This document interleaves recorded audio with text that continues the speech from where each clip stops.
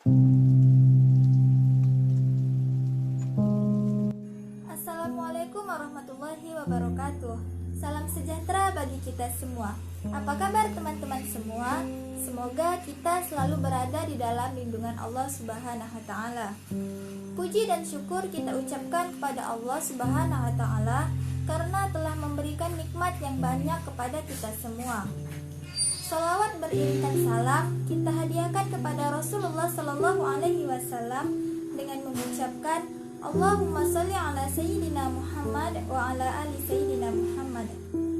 Yang saya hormati Bapak Robi Sepria MPDI sebagai dosen mata kuliah ilmu filsafat dan logika, dan teman-teman MD 1F yang saya banggakan.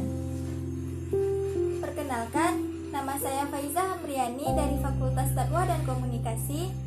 Di sini, saya bersama teman saya dari kelompok 2, Syahrul Ramadan, akan menjelaskan mengenai sejarah manusia mencari kebenaran dan ilmu pengetahuan. Sejarah awal mula filsafat dan ilmu pengetahuan di zaman Yunani kuno.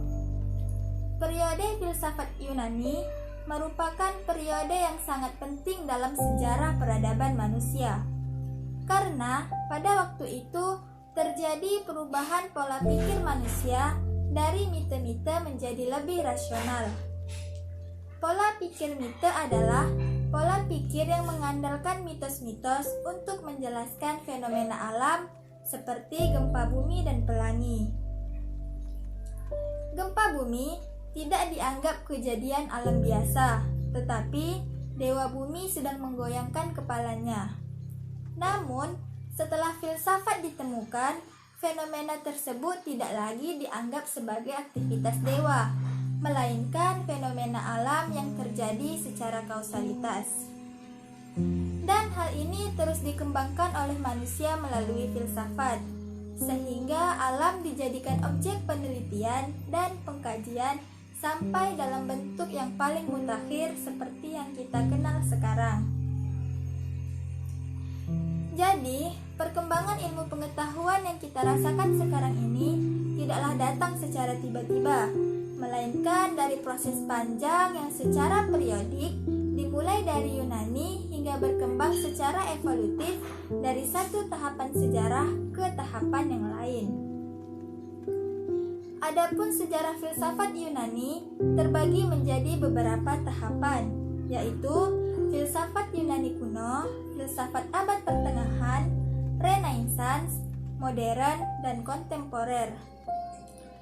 Pada masa pra-Yunani kuno ini, manusia masih menggunakan batu sebagai alat bantu. Karenanya, zaman ini juga dikenal sebagai zaman batu. Hal ini dikuatkan oleh penemuan-penemuan yang diperkirakan sebagai peninggalan sebelum zaman Masehi. Di antaranya adalah alat dari batu, tulang belulang hewan, dan tempat penguburan. Pada abad 16 hingga abad 6 hingga abad 5 sebelum Masehi, manusia telah menemukan alat-alat yang terbuat dari besi, tembaga, dan perak yang digunakan untuk berbagai macam peralatan. Zaman ini disebut sebagai masa persiapan lahirnya filsafat, yaitu pada abad 6 sebelum Masehi. Disebutkan oleh K. Barthes, setidaknya ada 3 faktor yang mendahului lahirnya filsafat. Yang pertama, perkembangan mite-mite atau mitologi pada bangsa Yunani. Mitologi-mitologi ini yang membidani lahirnya ilmu filsafat.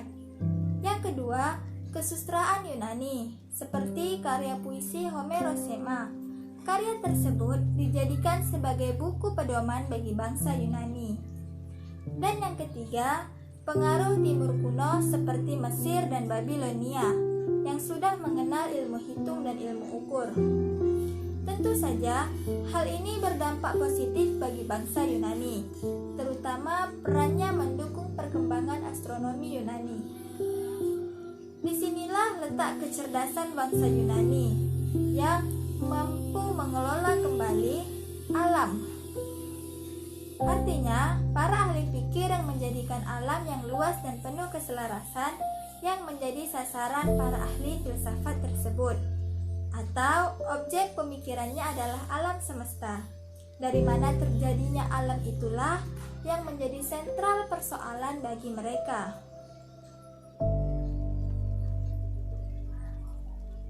Pemikiran yang demikian itu merupakan pemikiran yang sangat maju dan rasional. Sedangkan di lain pihak orang cukup puas menerima keterangan tentang kejadian alam dari cerita nenek moyang mereka. Lalu, bagaimana dengan pemikiran para filsuf pada zaman Yunani kuno? Baiklah, di sini saya akan menjelaskan. Zaman Yunani kuno pada abad 6 sebelum Masehi dipandang sebagai zaman keemasan filsafat. Karena pada zaman ini orang-orang memiliki kebebasan untuk mengungkapkan ide-ide atau pendapatnya. Yunani pada masa itu dianggap sebagai gudang ilmu dan filsafat, karena bangsa Yunani pada masa itu tidak lagi mempercayai mitologi-mitologi. Ya teman-teman semua, ada beberapa ahli filsuf yang lahir di Yunani. Pertama, ada Thales, Pythagoras, Socrates, Plato hingga Aristoteles. Mari kita uraikan pemikiran-pemikiran dari para tokoh filsuf satu persatu. Yang pertama ada Thales. Thales disebut bapak filsafat karena ia merupakan orang yang mula-mula berfilsafat. Di sini gelarnya didapat karena sebuah pertanyaan, apa sebenarnya bahan alam semesta ini? Kemudian Thales menjawab air. Alasannya karena pentingnya air bagi kehidupan. Dia juga mengatakan bumi ini mengapung di atas air. Yang kedua, Anaximander, disebut murid Thales. Ia berpendapat bahwa unsur yang asal itu adalah udara, dengan alasan bahwa udara merupakan sumber kehidupan. Yang ketiga, ada Protagoras, berpendapat bahwa manusia adalah ukuran kebenaran. Kebenaran yang privat, akibatnya tidak ada ukuran yang mutlak dalam etika, agama maupun metafisik. Keempat, ada Socrates, berpendapat bahwa kebenaran objektif yang tidak bergantung pada sesuatu atau kita. Ia menggunakan metode dialektika. Menurut Socrates, manusia itu pada dasarnya baik, seperti benda yang ada tujuannya. Begitu juga dengan hidup manusia. Keadaan dan tujuan manusia adalah kebaikan sifatnya dan kebaikan budinya. Dan Socrates percaya adanya Tuhan. Yang kelima, Plato, dilahirkan di Athena pada tahun 427 sebelum Masehi dan wafat pada tahun 347 sebelum Masehi pada usia 80 tahun. Sejak usia 20 tahun, Plato mengikuti pelajaran Socrates. Pemikiran filsafat Plato adalah pendapatnya tentang ide. Konsep pengertian yang dikemukakan oleh Socrates diperdalam oleh Plato menjadi ide. Berlakunya ide itu tidak bergantung kepada pandangan pendapat orang banyak yang timbul semata-mata dari kecerdasan berpikir. Misalnya, apabila seorang melihat seekor kuda yang gagah atau perempuan yang cantik, penglihatan itu sekedar mengingatkan tentang pengertian gagah dan cantik yang ada di dalam dunia ide, yang tidak seluruhnya tergambar dalam gambaran kuda yang gagah dan perempuan yang cantik. Pengertian gagah yang sebenarnya bukan pula kumpulan segala yang gagah yang kelihatan pada binatang. Kuda yang tampak gagah dan perempuan yang tampak cantik tidak lain daripada tiruan akan gambaran yang tidak sempurna daripada gambaran yang ada dalam pengertian.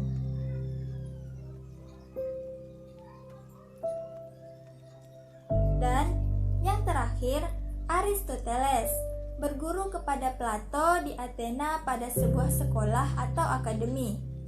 Aristoteles sependapat dengan gurunya yaitu Plato, bahwa tujuan yang terakhir dari filsafat adalah pengetahuan tentang adanya realitas yang umum. Dia memiliki keyakinan bahwa kebenaran yang sebenarnya hanya dapat dicapai dengan pengertian. Bagaimana memikirkannya adanya itu?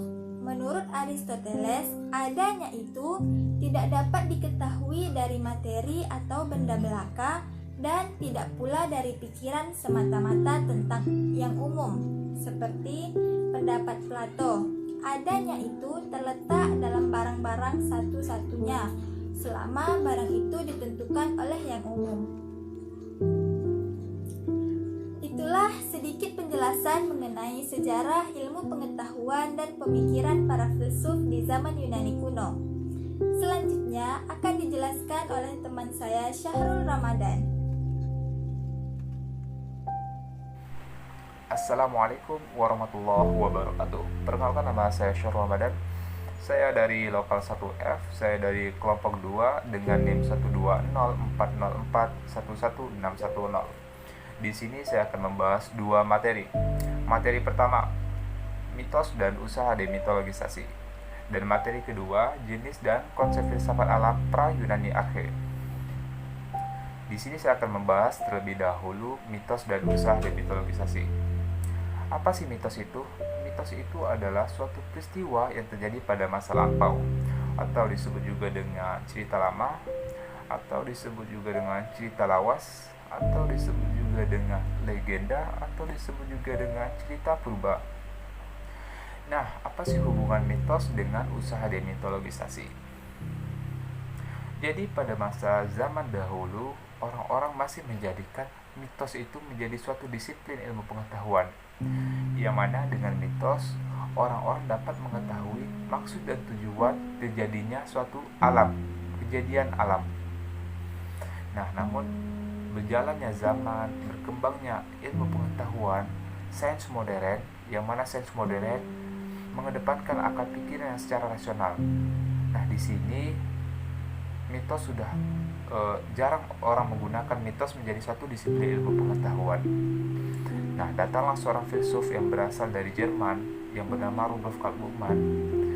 Dia membawa suatu teori bernama demitologisasi. Dia ingin meyakinkan kepada orang-orang yang di zaman modern ini bahwa mitos itu masih layak untuk dipakai untuk dapat dijadikan disiplin ilmu pengetahuan. Nah, dari sana kita dapat mengetahui tujuan dan maksud dari si Rudolf Kalkbruckmann ini. Dia ingin menjembatani zaman dahulu yang masih menggunakan mitos menjadi suatu disiplin ilmu pengetahuan dengan zaman modern yang telah menggunakan sains modern dengan akal pikiran secara rasional untuk dapat digabungkan.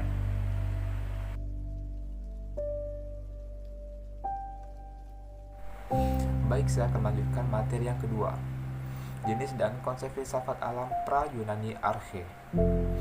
Filsafat alam berasal dari bahasa Latin yaitu Philosophis Naturalis. Filsafat alam adalah suatu ilmu pengetahuan yang mengkaji tentang asal-muasal alam semesta. Filsafat alam berkembang pada saat seorang filsuf berkeinginan untuk mencari suatu kebenaran asal-muasal alam semesta. Filsafat alam itu terjadi pada saat zaman pra-Sokrates. Yang pertama, Thales. Thales merupakan seorang filsuf yang berpendapat bahwa unsur utama segala sesuatu yang ada di alam semesta itu adalah air. Yang kedua, Anaximandros. Anaximandros merupakan seorang filsuf dan sekaligus murid dari Thales yang berpendapat bahwa bumi itu pada awalnya adalah diselimuti oleh air. Dan dia juga berpendapat bahwa makhluk hidup yang tinggal di muka bumi itu adalah makhluk hidup di air. Yang ketiga, Anaximenes. Anaximenes merupakan filsuf yang berpendapat bahwa unsur utama segala sesuatu yang ada di alam semesta itu adalah udara. Yang keempat adalah Xenophanes. Xenophanes adalah seorang filsuf yang berpendapat bahwa manusia itu tidak dapat mencari ilmu pengetahuan secara mutlak, namun harus dicari. Yang kelima adalah Parmenides. Parmenides adalah seorang filsuf yang berpendapat bahwa segala sesuatu yang ada di alam semesta ini tidak dapat berubah. Yang keenam adalah Herakleitos adalah seorang filsuf yang berpendapat bahwa segala sesuatu yang ada di alam semesta ini tidak ada yang bersifat permanen dan menetap. Yang ketujuh adalah Empedokles. Empedokles adalah seorang filsuf yang berpendapat bahwa yang membentuk alam semesta ini adalah 4 unsur. Yang pertama adalah api, air, tanah, dan udara. Dan kemudian ada Demokritos. Demokritos adalah seorang filsuf yang berpendapat bahwa yang membentuk alam semesta ini adalah atom. Yang menjadi unsur utama alam semesta itu adalah atom. Yang terakhir adalah nomor 9, Anasagoras. Anasagoras berpendapat bahwa unsur yang membentuk alam semesta itu adalah tidak terbatas. Sekian pembahasan materi dari kelompok 2. Saya mewakili kelompok 2. Apabila kami ada kesalahan dalam mempresentasikan materi kami, mohon dimaafkan. Saya tutup. Wabillahi taufik wal hidayah. Wassalamualaikum warahmatullahi wabarakatuh.